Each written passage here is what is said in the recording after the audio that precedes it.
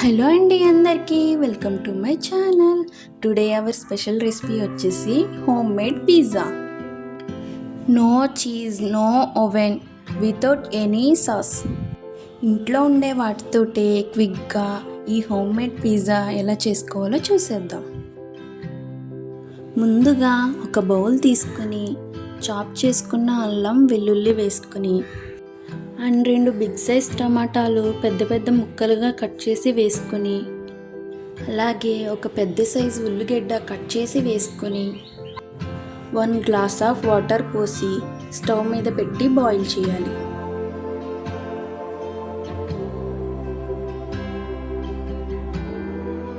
ఈలోపు మనం ఒక బౌల్ తీసుకొని పిజ్జా బేస్కి పిండి కలుపుకుందాం.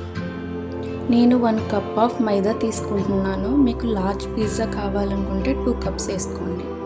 ఒక pinch of salt, half teaspoon baking soda, 2 tablespoon curd add చేసుకుని ఈ పిండి బాగా కలుపుకోవాలి.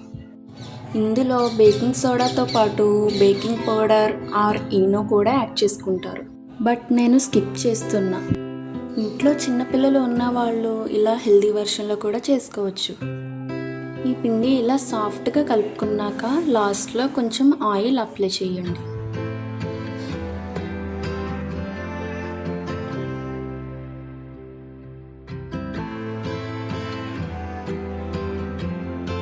ఇప్పుడు ఈ టమాటా ముక్కలు కూడా బాయిల్ అయిపోయాయి. ఒకసారి చెక్ చేసుకొని స్టవ్ ఆఫ్ చేసుకొని మిక్సీ జార్లో వేసుకొని మెత్తగా మిక్సీ పట్టుకుందాం.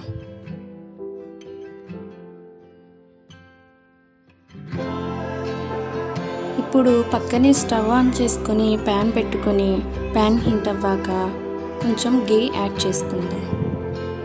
2 టేబుల్ స్పూన్ గీ యాడ్ చేసుకొని ఆ గీ మొత్తం కరిగాక 1 టేబుల్ స్పూన్ మైదా యాడ్ చేసుకొని బాగా కలుపుకుందాం.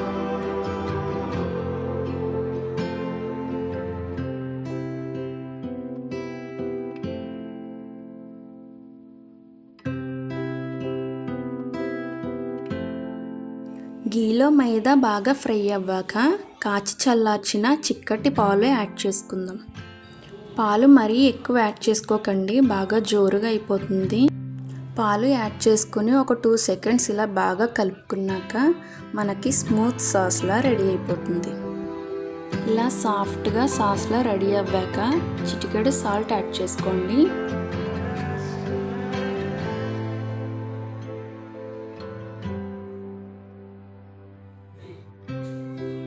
మన పిజ్జా సాస్ రెడీ అయిపోయిందండి. స్టవ్ ఆఫ్ చేసుకుని పక్కన పెట్టుకుందాం. ఇందాక కలిపి పక్కన పెట్టుకున్న పిండిని ఇలా చపాతీలో ఒత్తుకోండి. ఒక ప్లేట్ కానీ ప్యాన్ కానీ తీసుకుని గీ అప్లై చేద్దాం, ఈ పిజ్జా బేస్ అనేది అంటుకోకుండా ఉండడానికి. ఇప్పుడు ఈ పిజ్జా బేస్ని ప్లేట్ మీద ఉంచి ప్లేట్ మొత్తం కవర్ అయ్యేలా ఒత్తుకుందాం.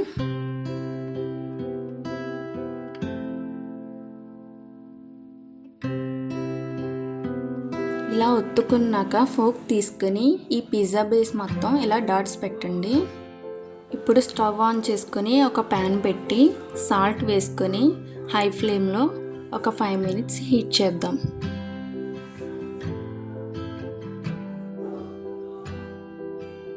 ఇంకో పక్క స్టవ్ ఆన్ చేసుకొని ప్యాన్ పెట్టి ఆయిల్ని యాడ్ చేసుకొని ఒక టేబుల్ స్పూన్ కారం, ఒక టీ స్పూన్ సాల్ట్ యాడ్ చేసుకోండి.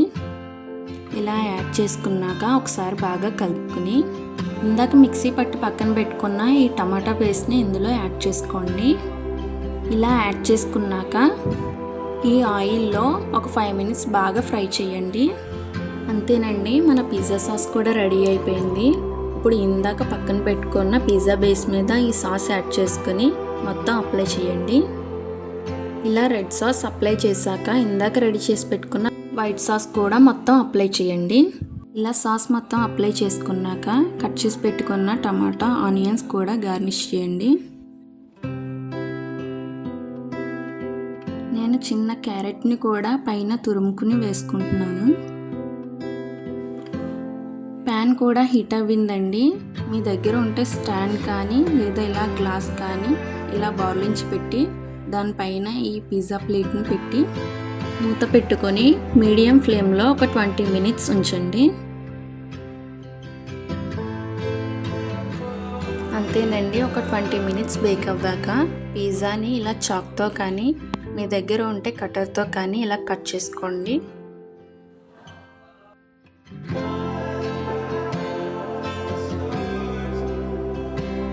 ఇప్పుడు ఒక పీస్ తీసుకుని ఇందాక పిజ్జాలోకి రెడ్ సాస్ రెడీ చేసుకున్నాం కదండి, అది ఇప్పుడు కెచప్లోకి కూడా యూస్ చేసుకోవచ్చు. అంతే అండి, ఎలాంటి చీజ్, ఓవెన్, సాస్ ఇటువంటి ఏమీ లేకుండా ఇంట్లో ఉండే వాటితోటి పిజ్జా ఎలా ప్రిపేర్ చేసుకోవాలో చూసేసాం కదా. ఇలాంటి మరిన్ని వీడియోస్ కోసం మన ఛానల్ లైక్ చేయండి, షేర్ చేయండి, సబ్స్క్రైబ్ చేసుకోండి.